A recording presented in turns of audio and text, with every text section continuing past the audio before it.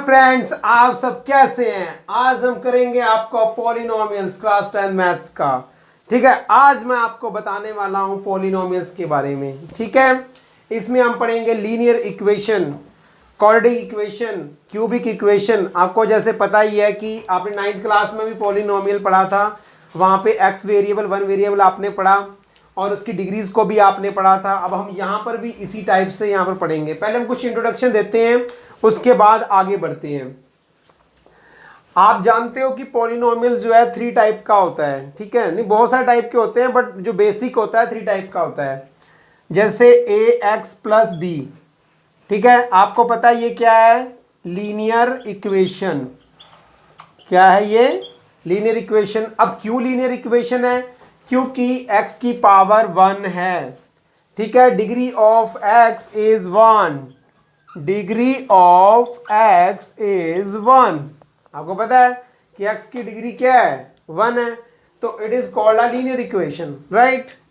Second हम इसमें पढ़ेंगे quadratic equation, ax square plus bx plus c, it is a quadratic equation,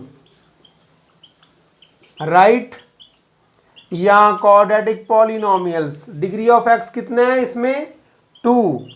हम degree से इसको आइडेंटिफाई करते हैं कि इसमें जितनी डिग्री होगी उतने ही आप जो है बताएंगे कि लीनियर इक्वेशन है, x की डिग्री 1 है, क्वाड्रेटिक इक्वेशन है, x की डिग्री 2 है। अब आपका आता है third, cubic equation, bx square plus cx plus d, it is a cubic equation,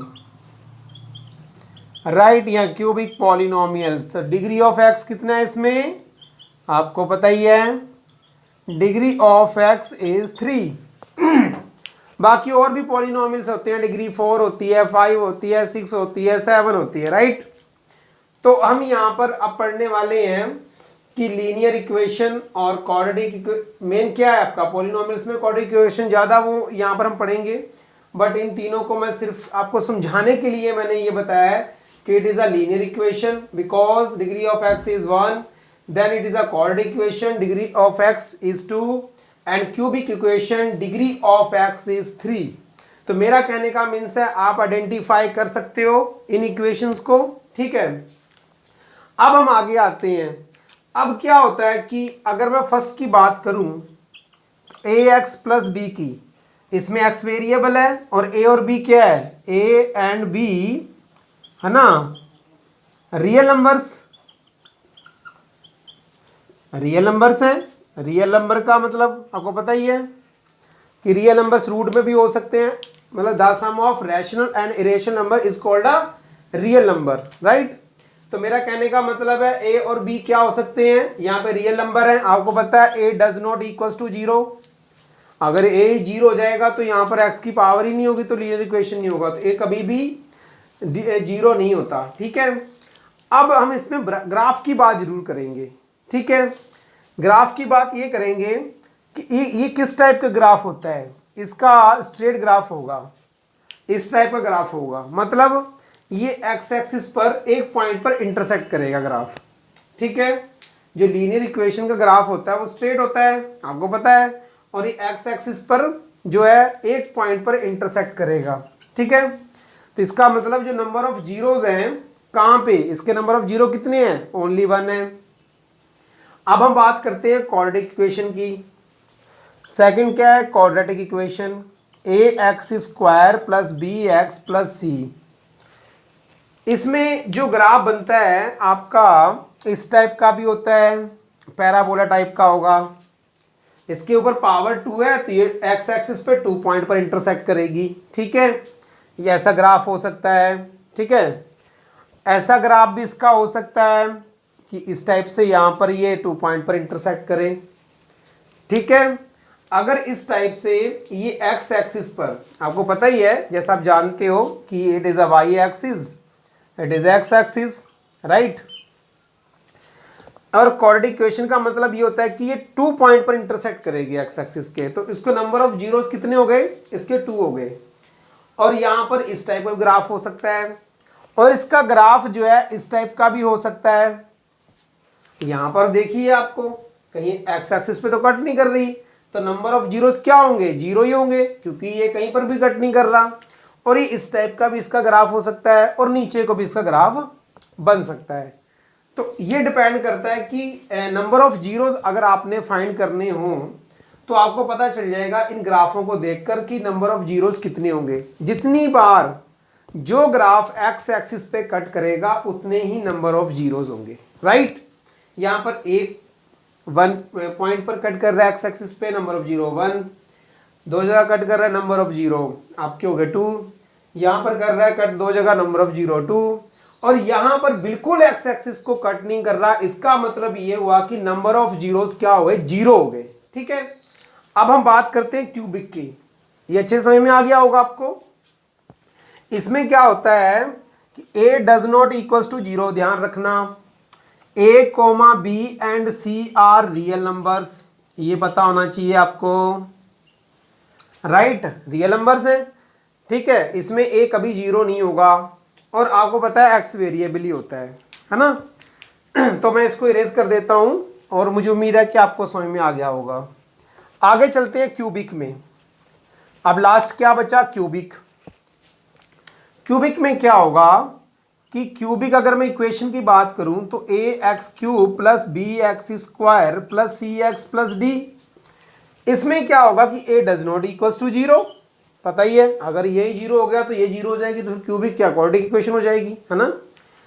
मैंने आपको बता दिया A B C and D are real numbers, ठीक है। रियल नंबर मतलब रैशनल भी हो सकता है, इरेशनल नंबर भी हो सकता है, ठीक है। और आपको पता है रैशनल किस में होता है कि वैसे 5/3 है ना, 5/9 रैशनल नंबर हो गए, और आपके रैशनल √2 √3 ये रैशनल नंबर हो गए, ठीक है। इस फॉर्म में भी कोई भी ए बी सी डी हो सकता है, इस फॉर्म में भी कोई भी ए बी सी डी हो सकता है, ठीक है। अब क्या है, अब इसका ग्राफ कैसे बनेगा। इसका ग्राफ इस टाइप का होगा कि यहाँ से आकर उसके बाद यहाँ पर आकर ऐसे हो जाएगा, मतलब ये 3 पॉइंट पर इंटरसेक्ट करेगा। एक्स एक्सिस को कितने पॉइंट पर इंटरसेक्ट करेगा, ये 3 पॉइंट पर इंटरसेक्ट करेगा, इसलिए इसके नंबर ऑफ जीरोस कितने हो जाएंगे, 3 हो जाएंगे, कि मतलब ये एक्स एक्सिस को 3 पॉइंट पर इंटरसेक्ट कर रहा है, इसलिए नंबर ऑफ जीरोस इसके क्या हो जाएंगे, 3 हो जाएंगे। तो ये तो मैंने आपको सिर्फ एक बेसिक नॉलेज दिया है, ठीक है। और अगर नंबर ऑफ डिग्रीज कैसे आप आइडेंटिफाई करेंगे वो तो आपको पता है कि जो एक्स की हाईएस्ट पावर होगी, ठीक है, वो आपकी क्या होगी, डिग्री ऑफ एक्स हो जाएगी या वाई हो जाएगी। कोई भी वेरिएबल की जो डिग्रीज होती है वो डिपेंड करती है कि हाईएस्ट पावर क्या है। तो जिसकी जैसे सपोज कीजिए यहाँ पर एक्स की पावर 7 + 5x 3 है ना, 4x स्क्वायर प्लस 9, अगर इस टाइप का है तो डिग्री ऑफ पॉलिनोमियल्स क्या होगा, इसका degree of polynomial highest power of the polynomials, तो 7 is the highest power of this polynomial, that degree equals to 7 हो जाएगा। तो अगर डिग्री फाइंड करनी है तो आप ऐसे भी डिग्री को आइडेंटिफाई कर सकते हो, ठीक है। अब आगे हम इसका मैंने बेसिक आपको समझा दिया, आगे हम क्वेश्चन करवाएंगे जो एनसीईआरटी के हैं। जैसा कि यहाँ पर 2.1 का जो क्वेश्चन है आपके बोर्ड पर है, क्या है यहाँ पर, the graph p equals to Y X are given in 2.10, मतलब 2.10 ये नीचे ये जो diagram below, for some polynomials P X है, ठीक है, find the number of zeros of P X. तो इनमें आपने क्या करना है, इस ग्राफ में find the number of P X, ये मैं आपको ऑलरेडी बता चुका हूँ पहले से ही, ठीक है। तो इसलिए जो है हाँ, जैसा कि मैं आपको बता रहा था अभी कि ये जो ग्राफ है इसमें आपने नंबर ऑफ जीरो करनी है, ठीक है। यहाँ पर देखिए एक्स एक्सिस पे इंटरसेक्ट नहीं कर रहा है तो नंबर ऑफ जीरोस जीरो ही होंगे।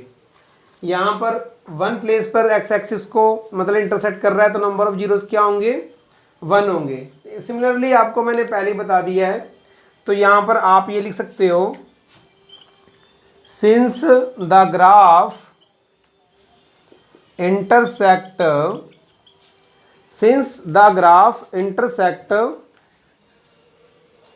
x axis at इसमें नो पॉइंट 0 पॉइंट है ना, नो पॉइंट्स कहीं पर भी इंटरसेक्ट नहीं कर रहा, तो इसका मतलब ये हुआ कि नंबर ऑफ जीरोस क्या हो गए आपके number of zero of P x equals to zero ही हो गए, को काट ही नहीं रहा।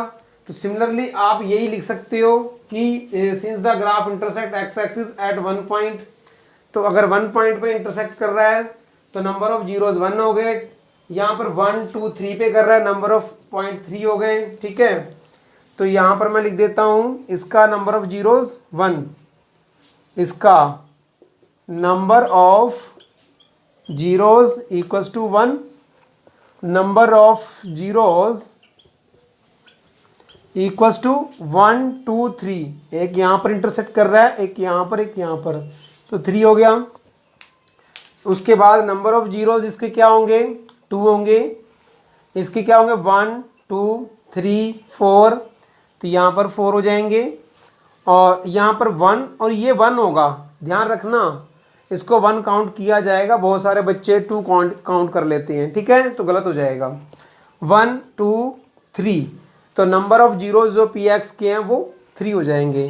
तो आपने ये स्टेटमेंट लिख देनी है सब पर कि since the graph intersect x axis at no point, at 1 point, at 3 point, है ना, तो therefore number of zeros of P x ही है। तो सब पे आपने ये स्टेटमेंट लिखनी है, ठीक है, कोई प्रॉब्लम नहीं होगी, बड़ा इजी है। चलते हैं अब नेक्स्ट क्वेश्चन पर। पॉइंट 1 तो आपकी फिनिश हो गई है, ठीक है, एक्सरसाइज आई है 2.2, और यहाँ पर मेन बात है बेसिक कॉन्सेप्ट क्या है कि क्वाड्रेटिक इक्वेशन क्या है। मैं थोड़ा सा आपको समझा दूं क्वाड्रेटिक इक्वेशन के बारे में। आपको पता है कि क्वाड्रेटिक इक्वेशन क्या होती है, a x plus b equals to 0, ये होती है। और आपने क्वाड्रेटिक इक्वेशन के फैक्टर्स पढ़े होंगे 7th 8th 9th में, फैक्टर करते आ रहे हैं। तो एंड में हमारे क्या आते हैं, 2 रूट्स आते हैं, एक्स की वैल्यू 2 आती थी ना, तो इसका मतलब ये हुआ कि एक्स की वैल्यू उस समय तो 2 आती थी, तो अब 10th क्लास है, तो उसी वैल्यूज को दोनों को, जो एक्स की वैल्यू आती थी वो रूट्स कहते हैं। क्या कहते हैं उसको, रूट कहते हैं। तो रूट को हम आइडेंटिफाई किससे करते हैं, अल्फा एंड बीटा से करते हैं। जो एक्स की वैल्यू पहले आती थी नीचे 7th 8th 9th 10th में जो हम फाइंड करते थे फैक्टर, तो 2x की वैल्यू आती थी, वही जो x है वो 2, एक अल्फा होता है और एक बीटा होता है, ठीक है। और आपको पता है a क्या है, आपका a क्या है, कोफिशिएंट ऑफ एक्स स्क्वायर है ना, क्योंकि एक्स स्क्वायर के पास है इसलिए ये क्या है, कोफिशिएंट ऑफ एक्स स्क्वायर। और b क्या है आपका, ये आपका है कोफिशिएंट ऑफ x, और c आपकी क्या है, कांस्टेंट वैल्यू, कांस्टेंट वैल्यू है ये, ठीक है, कांस्टेंट टर्म है ये, ठीक है। तो इसका मेरा कहने का मतलब ये है कि ये जो a है वो कोफिशिएंट ऑफ एक्स स्क्वायर है, क्योंकि इसके साथ एक्स स्क्वायर है, b A coefficient of x है, और c क्या है, कांस्टेंट टर्म है, ठीक है। अब अल्फा और बीटा इसके रूट्स हैं, 2 रूट्स होते हैं अल्फा और बीटा, ठीक है। अब मैं इसके बीच में रिलेशन बताने वाला हूं आपको, अल्फा बीटा और इक्वेशन, इसके जो coefficient of x square A B और सी है, जो इनके बीच में एक रिलेशन होता है, देखते हैं क्या रिलेशन होता है। तो मैं यहां पर एक फॉर्मूला लिखता हूं, सम ऑफ जीरोज, हम इसको जीरोज भी कहते हैं अल्फा बीटा को। तो यहां लिखे, हाँ एक्चुअली मैं आपको ये सम ऑफ नहीं, तो मुझे याद आया कि ये इस टाइप से लिख लेते हैं, रिलेशन बिटवीन किसका, कोफिशिएंट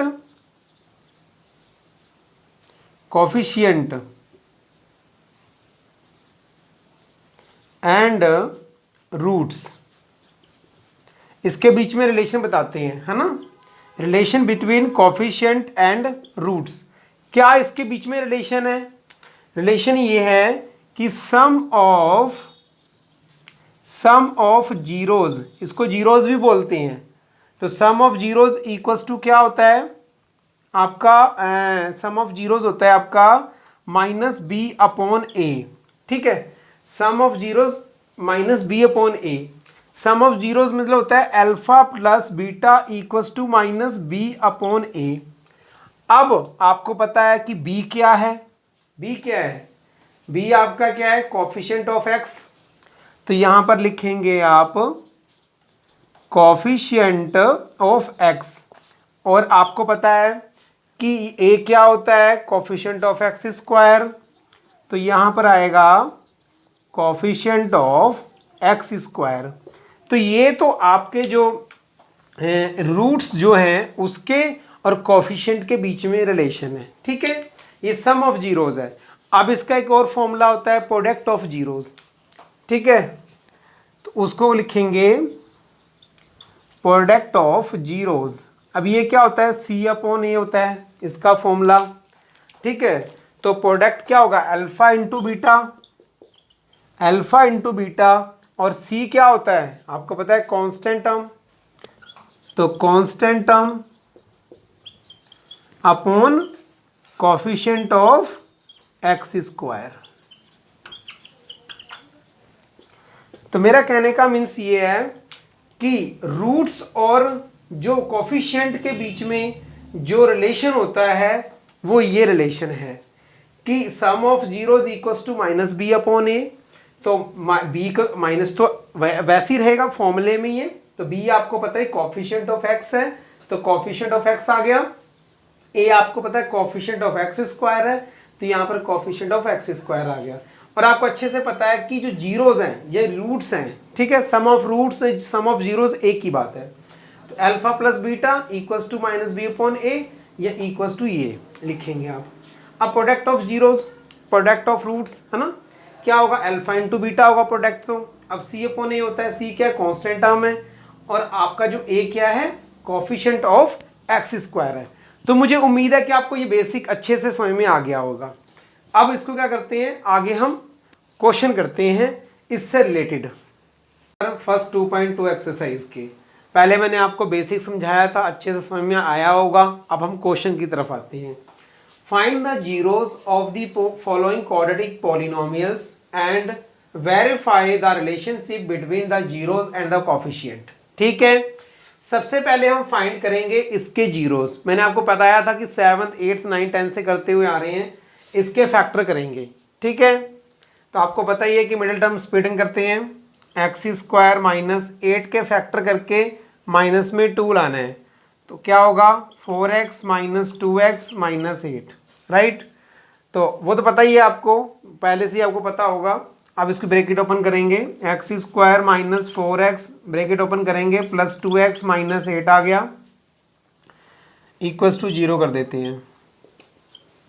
अब क्या होगा, x कॉमन ले लीजिए, x माइनस 4 प्लस 2 कॉमन ले लीजिए, x माइनस 4 इक्वल्स टू 0 आ गया। ठीक है, अब x माइनस 4 एक ब्रैकेट में और x प्लस 2 दूसरी ब्रैकेट में आ गया आपका। ठीक है, तो x माइनस 4 इक्वल्स टू 0, तो x इक्वल्स टू 4 आ गया, एक रूट आ गया आपका, और x plus 2 equals to 0, x equals to minus 2 आ गया, ये सेकेंड रूट आ गया। इसी को हम रूट्स कहते थे, अल्फा और बीटा। ये अल्फा हो गया, ये बीटा हो गया। ठीक है, अब हम क्या करेंगे, वेरीफाई करेंगे, क्योंकि वेरीफाई के लिए बोला हुआ है, वेरीफाई करेंगे रिलेशंस को, है ना। तो कैसे करेंगे देखते हैं वेरीफाई करके। तो सबसे पहले हम ये लिखेंगे, यहाँ पर ये अल्फा है, ये बीटा है। ठीक है, अब वेरीफाई करते हैं। तो मैंने आपको बताया था sum of zeros, sum of zeros क्या होते हैं आपके, जो है माइनस बी अपॉन ए। ठीक है, माइनस बी अपॉन ए, जहाँ आप लिख सकते हो minus coefficient of, coefficient of क्या था, एक्स, और अपॉन क्या था आपका, कोफिशिएंट ऑफ एक्स स्क्वायर। ठीक है, अब वैल्यू पुट रखते हैं, वैल्यू रखते हैं। तो सम ऑफ जीरोज, इन दोनों का सम करो, 4 प्लस माइनस 2 इक्वल्स 2, यहाँ माइनस आ गया। कोफिशिएंट ऑफ एक्स क्या है आपका, माइनस 2, तो यहाँ पर आएगा माइनस 2, और कोफिशिएंट ऑफ एक्स स्क्वायर क्या है, यहाँ पर 1 है, तो यहाँ पर आ गया 1। अब इसको सॉल्व करेंगे तो यहाँ पर आएगा 4 minus 2 equals to, minus minus plus 2 upon 1, 1 लिखने की जरूरत ही नहीं है, तो एज इट इज आपका आएगा 2 इक्वल्स टू 2। तो ये वेरीफाई हो गया, left hand side is equals to right hand side. तो फर्स्ट हो गया verify, sum of zeros verify हो गया, ठीक है कि राइट है। अब आप क्या करेंगे, product of zeros, product of zeros equals to, आपको पता ही है कि सी अपॉन ए होता है, सी क्या होता है, कांस्टेंट टर्म,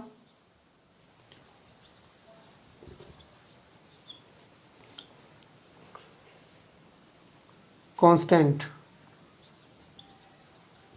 टर्म, और upon coefficient of x square, coefficient of x square. तो आपको पता है कि प्रोडक्ट ऑफ जीरोस क्या होंगे, दोनों की मल्टीप्लाई करनी पड़ेगी, 4 into minus two equals to constant term क्या है, यहां से देख लीजिए -8, और कोफिशिएंट ऑफ एक्स स्क्वायर क्या है आपका 1 अपॉन 1 आ गया, तो -8 इक्वल्स टू -8। तो ये भी आपका क्या हो गया, वेरीफाई हो गया। तो आप अच्छे से समझ गए होंगे कि वेरीफाई मैंने कैसे किया, इनके मतलब रिलेशंस इसके बीच में क्या है। तो वेरीफाई किया तो दोनों का इक्वल आ गया, यहाँ पर भी दोनों इक्वल आ गया, तो इसका मतलब हमारे अल्फा और बीटा भी जो है रूट्स भी राइट हैं, ठीक है। अगर ये भी रॉन्ग आएगा तो फिर ये भी आपका रॉन्ग आएगा, इसके बीच रिलेशंस भी रॉन्ग आएगा, वो राइट नहीं आएगा। अब हम चलते हैं नेक्स्ट क्वेश्चन की तरफ। अब आपका जो सेकंड क्वेश्चन है वो बोर्ड पर प्रेजेंट है बिल्कुल। अब हम इसको देखते हैं कि इसके क्या कैसे हम रूट्स फाइंड करें, है ना। तो सिंपल है, आपको पता है कि 4 और 1 की मल्टीप्लाई करेंगे, a इंटू सी करते हैं मल्टीप्लाई, तो 4 आएगा। 4 के प्लस में कोफिशिएंट मिडिल टर्म जो है प्लस में लेके आनी है 4, ठीक है। तो 4 के फैक्टर करो 2 इंटू 2, तो 2 प्लस 2 क्या होता है 4, मल्टीप्लाई करेंगे तो आपका ये 4 आ जाएगा, तो सही हो गया। तो 4x square minus 2s plus 2s plus 1, क्योंकि यहाँ प्लस है इसलिए प्लस करना पड़ रहा है, वहाँ पे पहले माइनस था तो वहाँ माइनस किया, तो 4x स्क्वायर माइनस 2s ये 25 लग रहा है, और प्लस 1 ये इक्वल्स टू 0 है, ये भी इक्वल्स टू 0, ठीक है। अब इसमें कॉमन ले लेते हैं 2s, तो 2s माइनस 1, यहाँ पर -1 कॉमन लेंगे, इन दोनों में कुछ भी कॉमन नहीं आ रहा। आप देखेंगे 2s और 1 में कुछ कॉमन है नहीं, है ना। जब दोनों टर्म्स में कोई कॉमन नहीं होता तो हम क्या करते हैं 1 कॉमन ले लेते हैं, ठीक है।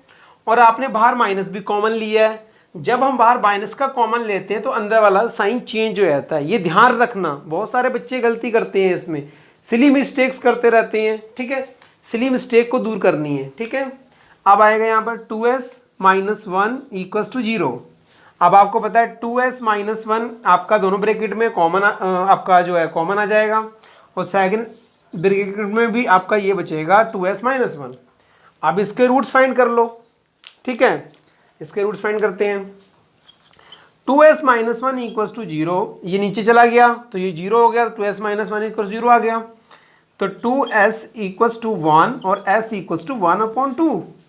सिमिलरली अब ये नीचे चला जाएगा 0 हो जाएगा, तो ये 2s minus 1 equals to 0, 2s equals to 1 और s इक्वल्स टू 1/2। आपके जो दोनों रूट्स हैं वो क्या आ गए 1/2। अब वेरीफाई करते हैं जो इनके बीच में रिलेशन है ना, तो वेरीफाई करते हैं, क्या वेरीफाई करेंगे। तो मैंने आपको बताया ये sum of zeros equals to coefficient of minus coefficient of x upon coefficient of x square. तो यहाँ पर आएगा sum of zeros equals to,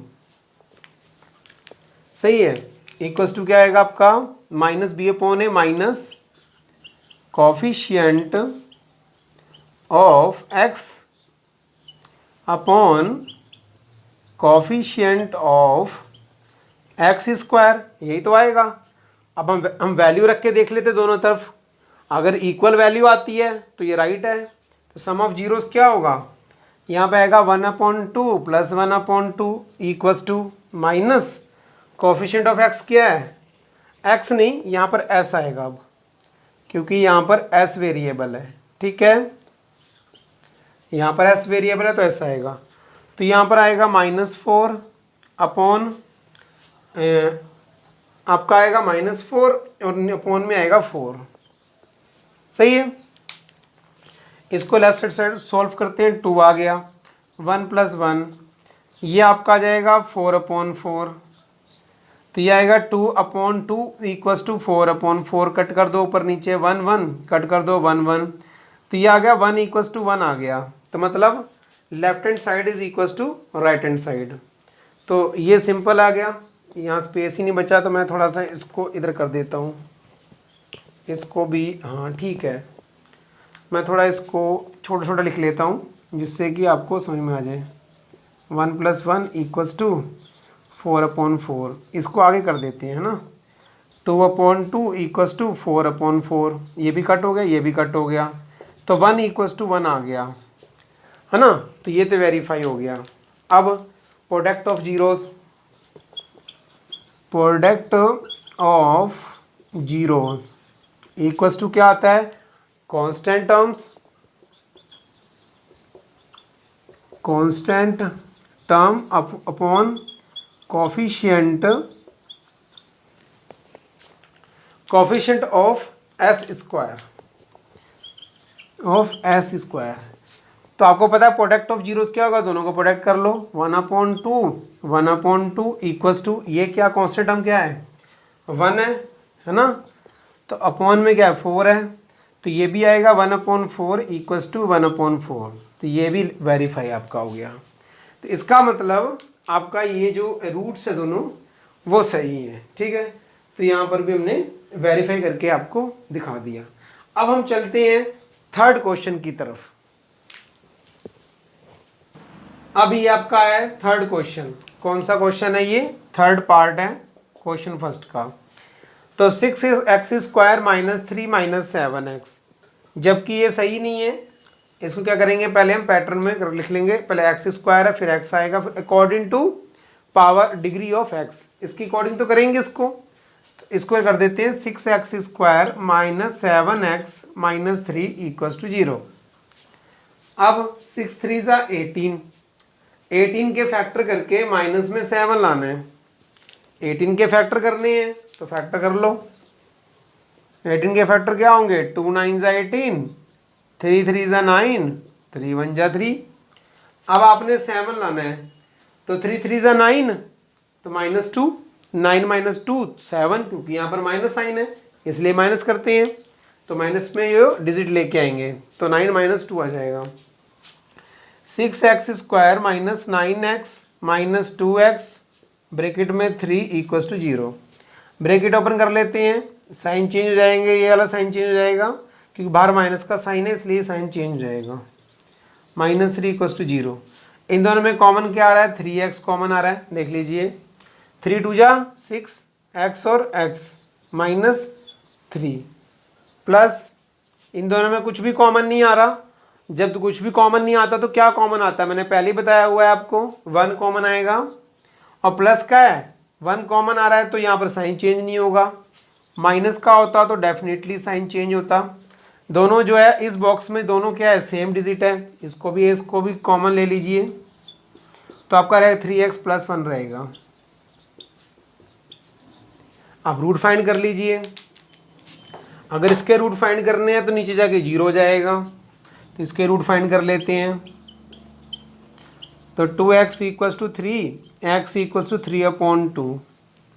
अगर इसके रूट्स फाइंड करने हैं तो ये नीचे जाके 0 हो जाएगा, तो 3x + 1 = 0, 3x = -1 -1/3 आ गया। तो आपके पास 2 रूट आ गए, ठीक है। अब इसे क्या करना है, वेरीफाई करना है, जैसे कर रहे थे हम पहले ही। तो आपके पास 2 रूट आ गए, एक ये आ गया और एक ये, इसी को अल्फा और बीटा बोलते हैं, ठीक है। तो हम क्या करेंगे, पहले सम ऑफ जीरोस करेंगे। तो सम ऑफ जीरोस क्या होता है, minus coefficient of x², x coefficient of x upon, आपको पता है कोफिशिएंट ऑफ x², ठीक है। तो सम ऑफ जीरोस का मतलब दोनों को सम कर दो, 3/2 प्लस ब्रैकेट में -1/3 = तो माइनस का साइन तो यहाँ आ जाएगा। कोफिशिएंट ऑफ x क्या है आपका, -7 है, तो -7 आ गया, और कोफिशिएंट ऑफ एक्स स्क्वायर क्या है 6 है, अपॉन 6 आ गया। आप इसकी ब्रैकेट ओपन करो, जब ब्रैकेट ओपन करेंगे तो 3/2 माइनस 1/3 तो वो 7/6 आ गया। अब क्या आएगा 6 आ गया तो 2 3 जा 9 आ गया, 3 2 जा 2 आ गया, इक्वल्स टू 7/6। तो 7/6 इक्वल्स टू 7/6। तो ये वेरीफाई हो गया, left hand side equals to right hand side. आप क्या करेंगे प्रोडक्ट ऑफ जीरोस उसको भी वेरीफाई करेंगे। प्रोडक्ट ऑफ जीरोस क्या होंगे equals to constant terms upon coefficient of x square. क्या होगा कांस्टेंट टर्म्स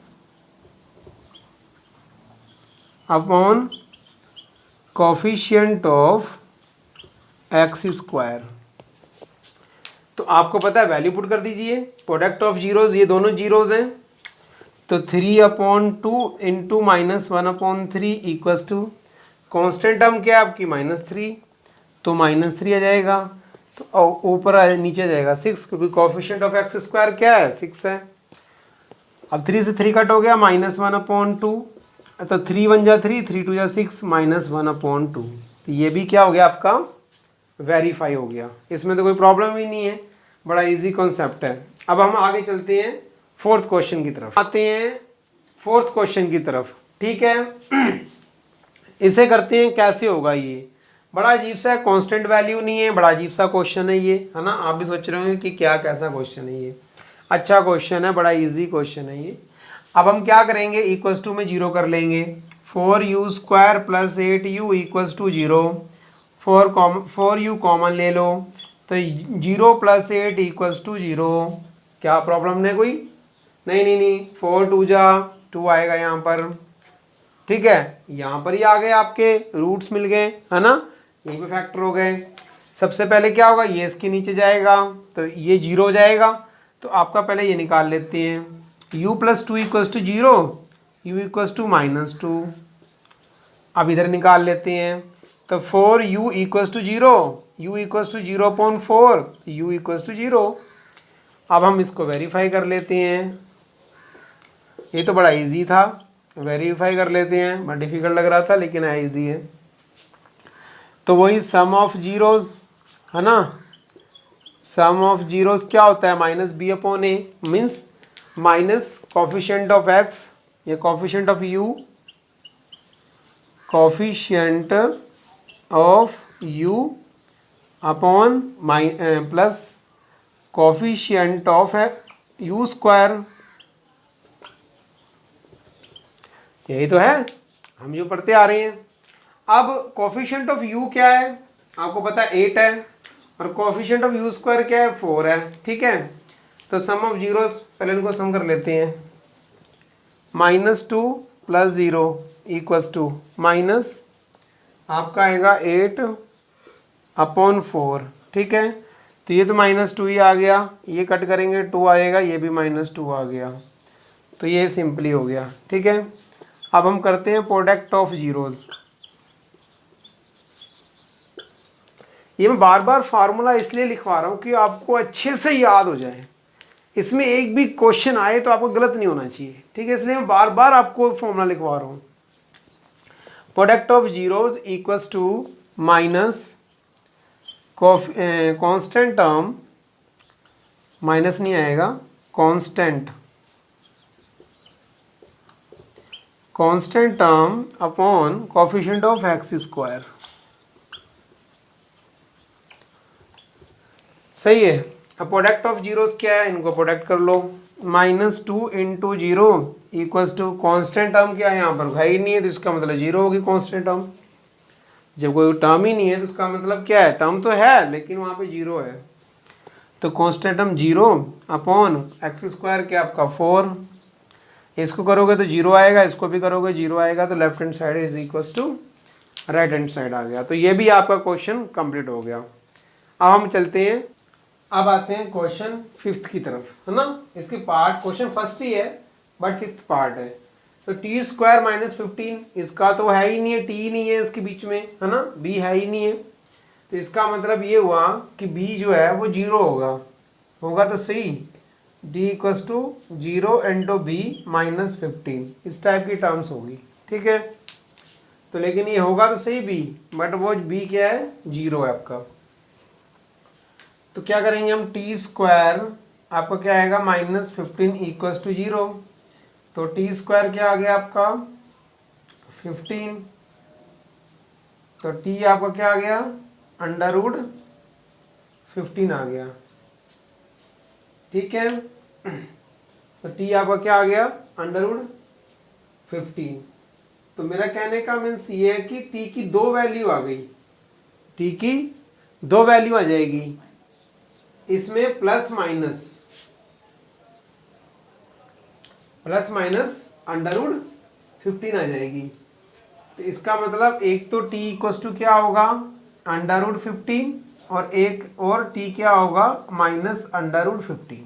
ठीक है, अब चलते हैं, निकालते हैं, वेरीफाई करते हैं, जैसे पहले वेरीफाई कर रहे थे, है ना, कि सम ऑफ जीरोस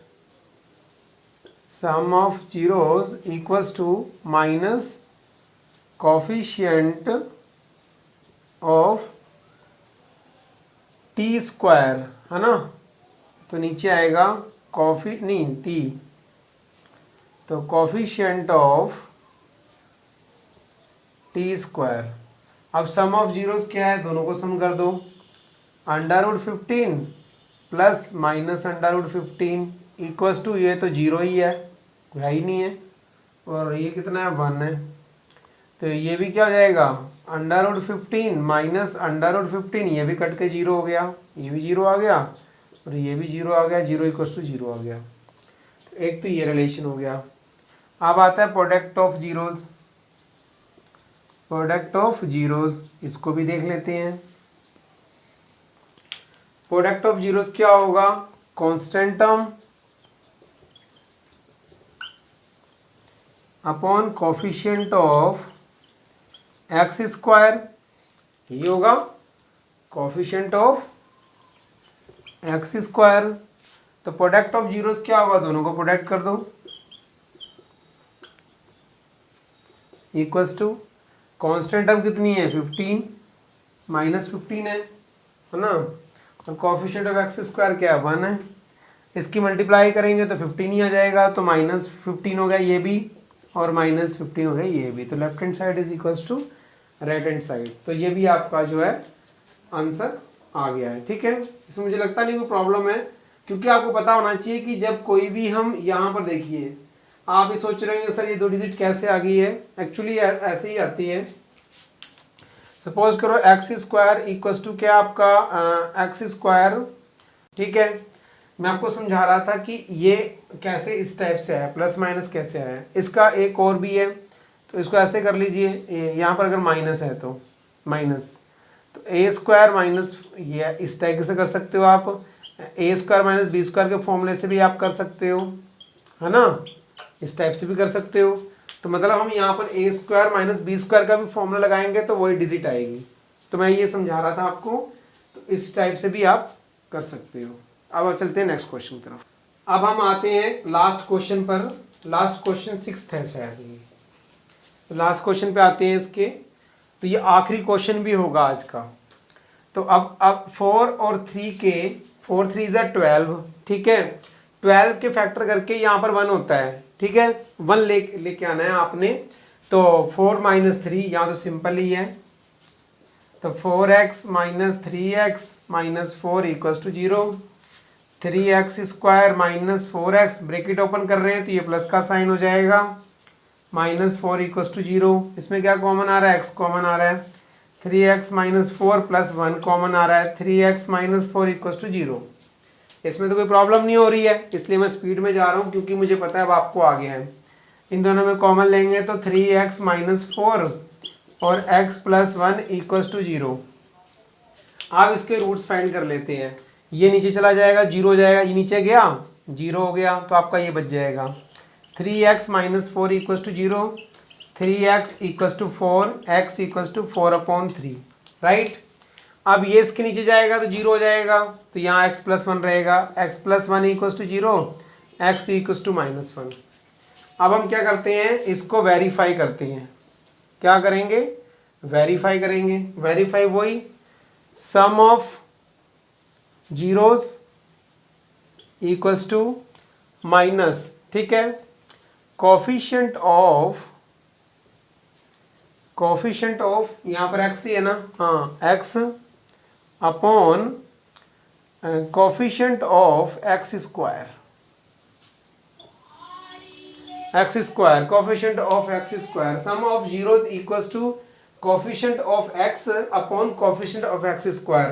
तो सम ऑफ जीरोस क्या होंगे आपके 4/3 और प्लस -1 अपॉन 1 इक्वल्स टू आपका होंगे माइनस कोफिशिएंट ऑफ एक्स क्या होगा, कोफिशिएंट ऑफ एक्स क्या है, एक्स है -1, यहाँ तो -1 आएगा, और कोफिशिएंट ऑफ एक्स स्क्वायर आपका 3।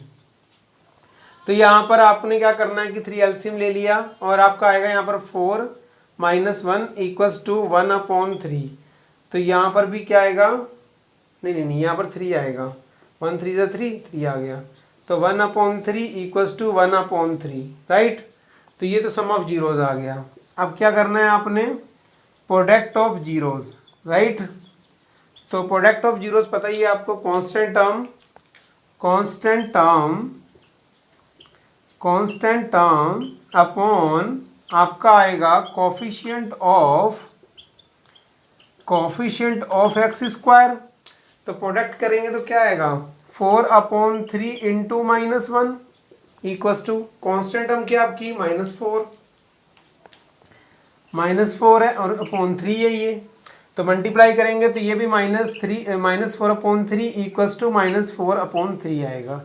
तो ये आपका जो है वेरीफाई हो गया। तो आज का ये जो है लास्ट क्वेश्चन था, और मुझे उम्मीद है कि आपको जो है ये सारे क्वेश्चंस अच्छे से समझ में आए होंगे, और मैं ये उम्मीद करता हूँ आपसे कि आप इसकी अच्छे से स्टडी करेंगे और आपको टेंशन लेने की कोई ज़रूरत नहीं है। जब मैं हूँ तो आपको कोई प्रॉब्लम लेने की ज़रूरत नहीं है, सारे क्वेश्चन समझाए जाएंगे, अच्छे कॉन्सेप्ट से समझाए जाएंगे। आप मेरे साथ जुड़े रहें और आगे भी मैं आपको इसी तरीके से एजुकेशन देता रहूँ, ठीक है। और इस समय आप अपना ध्यान रखना, ठीक है। Take care, bye.